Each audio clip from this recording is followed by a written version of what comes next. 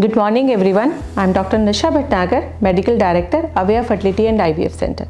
Welcome to our YouTube channel. Today we are going to talk about a very important topic, that's polycystic ovaries.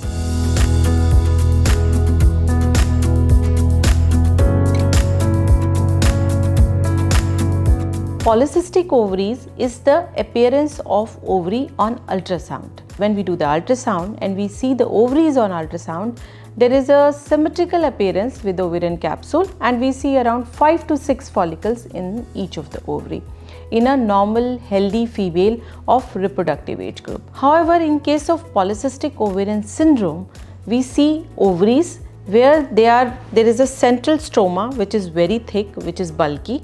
We see the ovaries which are enlarged in size, and there is peripheral appearance of small cyst along the margin of the ovary, along the capsule, giving us the appearance of a garland or a pearl necklace.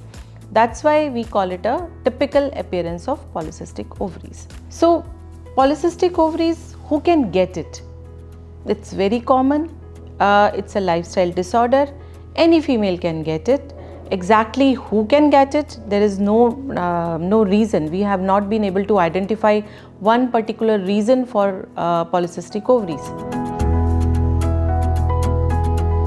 There are usually two types of PCOS.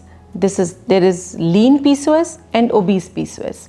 Lean PCOS are thin, tall girls who have irregular periods and having polycystic appearance of the ovaries. On the other hand, obese females are females with obesity. They also have irregular periods and there is a polycystic appearance of ovaries. We classify that as polycystic ovarian syndrome if you have one of three things. Number one, you have irregular periods. Number two, you have a typical characteristic appearance of ovary on the ultrasound. And number three, there is high androgen. The most common symptom of polycystic ovaries is irregular period. As I already explained, that polycystic ovary is a condition where there is hyperandrogenism. That means that male hormone is in excess amount. And because of this male hormone in excess amount, the normal rhythm of the period is disturbed. There is no natural ovulation taking place, and because there is no ovulation, the cycles get disturbed. Sometimes the female have prolonged cycles like 45 to 60 days, sometimes there is more than that, 3 to 4 months, and sometimes females don't get period unless and until they take some sort of withdrawal. Usually some sort of progesterone is given because that's the hormone which is lacking.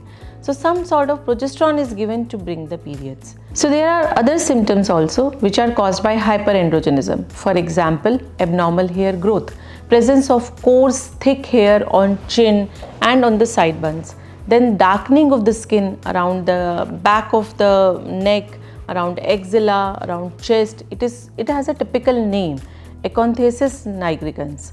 Then there is acne, which is also very common. Sometimes females come to us with acne and saying that I am having polycystic ovaries. No, all the acnes are not polycystic ovaries. As it is, adolescents are going through a lot of hormonal changes. So the hormonal changes may itself can cause acne. We don't label the female as having polycystic ovaries unless and until she meets two of the three mentioned criteria. Number one, irregular periods. Number two, hyperandrogenism. Or number three, appearance of polycystic ovaries on ultrasound. Two of these things should be present to characterize as polycystic ovaries. Then the other symptoms are obesity. It is more commonly seen in obese females. However, we have, as I already explained, lean PCOS as well as obese PCOS. Then thinning of hair, all those symptoms which are characterized with male hormone excess. Coarseness of voice, then there is appearance of skin tags, insulin resistance, and to us the most common important symptom is infertility. Sometimes the female don't even come to know that they have polycystic ovaries unless until they visit the doctor does the scan and then tells them that there is a polycystic appearance of ovaries or there are just simple hyperandrogenism signs and symptoms. If you're planning to have a pregnancy and you have done multiple cycles of ovulation induction with not having a desired result, then another thing which can be recommended for patients is IVF. When we go for IVF, there are specialized stimulation protocols which can be used for patients with PCOS. The quality, the number of eggs and the number of embryos all can be improved by the use of these stimulation protocols. So what I suggest is go and meet your doctor, talk to your doctor and see what is the right protocol for you. So the diagnosis is simple. You need to visit your doctor, you need to consult your gynecologist. She will advise some blood test and then she will do an ultrasound. In case of unmarried females, usually it's a transabdominal ultrasound. However, it does not give us a clear picture. The recommended one is a transvaginal ultrasound. So we do a transvaginal ultrasound and we do some blood work, hormonal panels to check the levels of hormones in your body, thyroid, prolactin, FSH, LH and testosterone. Along with that, PCOS panel. Another thing which is most important cause of polycystic ovaries is insulin resistance. As I already said, the cause of polycystic ovaries, sometimes maybe there is some sort of genetic linkage also seen.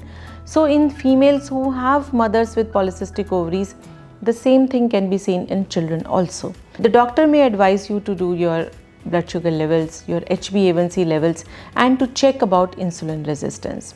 If you find to have insulin resistance, you may be started on hormonal medicines or metformin to treat it. So the management of polycystic ovaries basically depends upon two things. Number one, whether it is found in adolescent or young age groups or it is in the reproductive age group.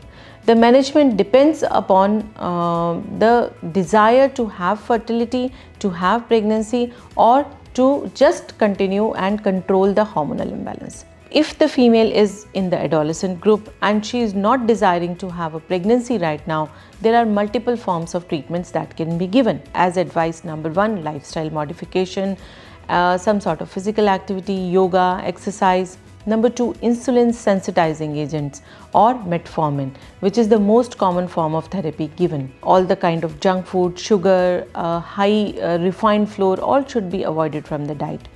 If it is too much, if it is very severe, then the doctor may advise to start on some sort of oral contraceptive pill, especially if there is signs of hyperandrogenism, because this is a phase where females are very sensitive about their appearance. They don't want those black eggs and acne and everything. So there are medicines which have combination of oral contraceptive pills along with medicines to decrease the androgen levels in your body. The doctor would recommend you those OC pills and you can start on them. However, if you are desiring to have a pregnancy and you are in your reproductive age group, the treatment totally differs. In this case, there will be medicines which will be given to induce ovulation. The most important drug is letrozole. The doctor may advise to take letrozole along with insulin sensitizers like metformin. Of course, yoga, meditation and exercise is the mainstay of treatment. In severe cases, if the androgen levels are very high and they are affecting even the endometrium and the lining is not becoming good, the doctor may advise to go for surgery. However, it is obsolete nowadays, but some doctors still do laparoscopic surgery and do the drilling of the ovaries.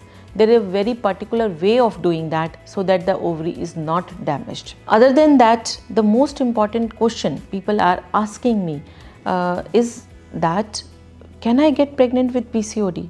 My answer to that is yes, of course. Most of the time, as I already said, PCOD is a lifestyle disorder. If you correct your lifestyle, if you start working on your body, and if you, I have seen patients with PCOD getting pregnant on even their own without doing anything, without any kind of ART services. But if you have PCOD, the most important thing you need to do is to go and meet your doctor. Check the level of severity of the disease and to take control in your hand. You may need to start on your hormonal therapy, you may need to start on your insulin sensitizers.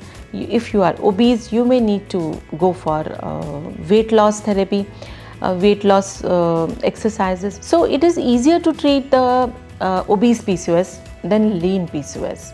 Lean PCOS is a little bit harder to treat, but again, lifestyle disorder plays a very important role and that needs to be corrected.